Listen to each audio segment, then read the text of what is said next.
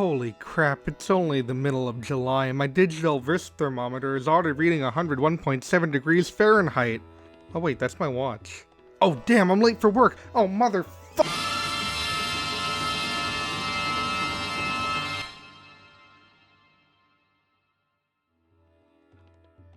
Well, this hot weather is clearly all caused by one thing and one thing only. The sun. It's nothing but a giant ball of hot gas that's just lucky enough to be the only star in our solar system. I think. I don't know that much about astronomy. And video games also have some pretty stellar suns as well. Pun entirely intended. So I think it's time we count down the top 5 video game suns. I cannot believe that sentence just came out of my mouth. I really need to make more videos. Now, even though I'd call myself a gamer, hashtag real gaming hours, I wouldn't say I'm big on the fighting game scene. Now don't get me wrong, I played many of the essentials. Star Wars Masters of Terrascasi, Celebrity Deathmatch, Bikini Karate Babes. That's so very, very sad. But I'm not very good at them. I just play them for fun. That being said, I do like getting into the lore and the stories of the characters in these sorts of games. Case in point, Oro from Street Fighter 3. Oro is an extremely weird case. This 140-year-old cave hermit may look harmless with his supposed one arm, but your mother taught you never to judge a book by its cover. I mean, that should be a given seeing as he's literally 140 years old and lived in a cave most of his life without going crazy. One false move, and the mummy gets it! I know all about your plot. Each and every one of you. Our boy Oro here has 2 arms, but he chooses to only fight with 1 arm since he actually has magical powers. I'm a bit split on this. On the one hand, he's being a real team player, hiding his magic and fighting with fisticuffs. On the other hand, when you can summon a sun and fire it at your opponent, chances are you're going to win a lot of matches.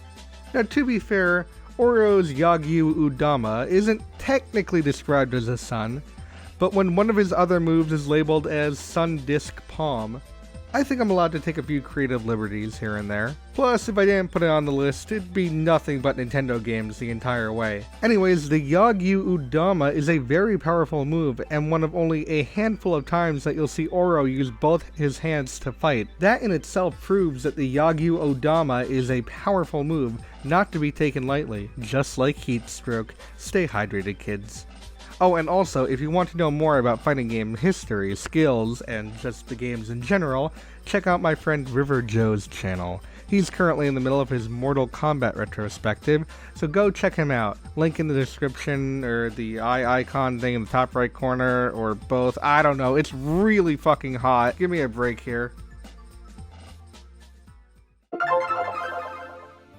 When you're around as long as the Pokémon franchise, chances are that you're going to see a lot of designs come and go. Yet surprisingly, still no Pinata Pokémon, just saying. But back on topic, when you look at a certain Pokémon, it's clear what their real-life counterpart is supposed to be, even the ones that aren't based on plants and animals. Cofagrigus is a sarcophagus, Chandelure is a chandelier, and Aegislash is a sword and shield. Hey, wait a minute. And, of course, Solrock is supposed to be the sun. Well, technically that's not entirely true, as it's classified as the meteorite Pokemon. Solrock is actually said to have been a Pokemon that has fallen from space. I swear, no matter how many years it's been, I'm never not gonna use that joke. Despite that, he's basically a sun in every other aspect. Hell, it's right after Lunatone in the Pokédex, and you can't tell me that Lunatone isn't the exact shape of a croissant. And when are croissants normally consumed? Breakfast, during the day, when the sun is out. That's called logic. Other than that, it's solar powered, releases an immense amount of light and heat when it spins, and it can read other people's minds and emotions. And basically, it has all the same traits as our own sun. Oh, and in case you were doubting Solrock's importance in the franchise, if you bring a Solrock to this guy in the desert in Pokemon Sun, well, let's just say that something out of this world happens.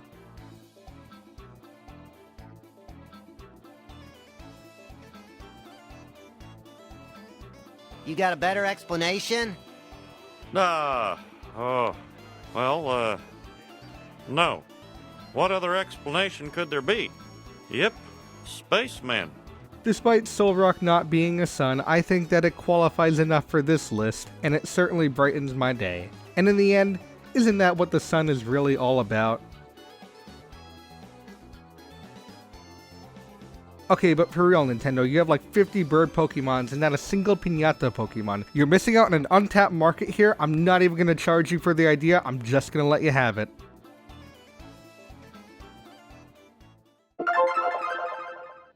When I was but a wee Dan, there was this story that I once heard about the sun and the moon. Something about them being star-crossed lovers who were cursed so that the sun could only come out during the day and the moon could only come out during the night. And never were they to meet in the middle. Now, I don't know if this is true or not, though I'm leaning more towards it being false since I, along with many other people, have seen the moon in the sky with the sun from time to time. But what I do know is that if I was living on Popstar, then that would be a load of bullshit. Not only can the sun and moon be seen together, but they're also friends. And they're really angry at Kirby. Not only that, but they got these cool Reservoir Dog-esque names, with the moon being dubbed Mr. Shine, and the sun being dubbed Mr. Bright. I might talk about Mr. Shine or the duo more in the future, but for now we're just going to focus on Mr. Bright. His attacks are primarily fire-based, including fireballs and a charging fireball attack. When in the air, he can also make it rain down fire on his foes. But without a doubt, the most powerful attack in his arsenal is Eclipse, in which, with the help of Mr. Shine, he sets almost the entire playing field ablaze. Mr. Bright does lose a few points since he sometimes relies on his lunar friend, but when's the next time you can go to your friend's house and say, "Hey, I just killed the sun"? Plus, I mean, come on, it's a sun with mittens. I know they say you're not supposed to look directly at the sun, but just look at those mittens!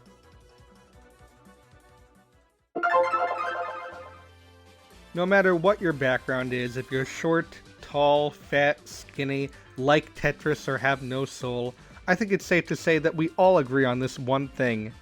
The sun is very hot. The surface of the sun itself is reported to be just under 6,000 Kelvin, and for reference, 6,000 Kelvin is equivalent to over 10,000 degrees Fahrenheit. It's safe to say that while the sun provides life-giving light and heat, that there's no way that life on the sun in and of itself exists. You know who else had that thought about their own sun-like planet? Fox McCloud, General Pepper, and literally everyone else in the Lilat system regarding Solar. I mean, could you blame them? The surface was covered in molten lava and hot gases, making the surface a whopping 3,500 Kelvin. That is, until Andros decided to prove them all wrong and plant Volcane, one of the most deadly bioweapons known to man, right smack dab in the middle of the planet. When the Star Fox crew goes to check it out, not even their heat shields can withstand the heat of Solar, constantly being depleted the longer they remain close to the planet's surface. Yeah, Solar is a bit of a weird case as well. It has all the same properties of the sun and even has some sunspots and shoots molten lava through the air. Despite that, it's technically classified as a planet instead of a star, but nevertheless, it's hot, it shines, and it's at the center of the Lilat system. And those things all sound like the sun to me. Oh, and don't worry about the Star Fox crew. They were able to defeat Volcane and restore Solar to the lifeless molten planet that it was. Still, it's impressive that Volcane not only survived on Solar, but thrived on it. This guy should win an award. Hottest in the office goes to Volcane. Who can say where the road? Okay, I think everyone saw this one coming. Originating from only 2 levels in Super Mario Bros. 3, the Angry Sun was quite the formidable foe. He'd stay high in the sky and swoop down in order to try and fry the Plumber Brothers. Of course, he could be killed, but unlike Mr. Shine, the only methods of killing him were either a Koopa Shell, Hammer Suit, or Invincibility Star, and those last 2 are sparingly found throughout the game. Despite only having a major role in one game, and 2 levels of that game at that, he still left quite the impression in the minds and the hearts of gamers all around the world. It wasn't until 2019 that he'd be seen in a major way again with the release of Super Mario Maker 2, where he was not only highlighted as one of the main features of the game, but also got some reskins for Super Mario Bros., Super Mario World, and new boy, that's unsettling. It warms my heart to see the angry sun back at his post, frustrating gamers like it's 1988 all over again. What makes the angry sun so great is that he's just such an intimidating enemy. I mean, yeah, you can kill him, but as mentioned, it's not as simple as jumping on his head or pelting him with a fire flower. Hell, I'm sure many people thought at first the Koopa Shell wasn't gonna work either, but apparently the sun is allergic to turtles because that sun goes down and he goes down hard. Kudos to you, angry sun, for somehow managing to be relevant in gamers' hearts for over 30 years.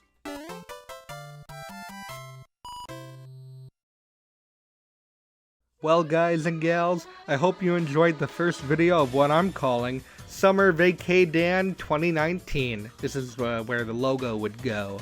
If I had one! But I'm not an artist. I'm just a guy who's going to be giving you a new video every other week for July and August. Or at least try my best. Can I get a hey-oh in the crowd? Hooray! Thanks again everyone, and I'll see you real soon.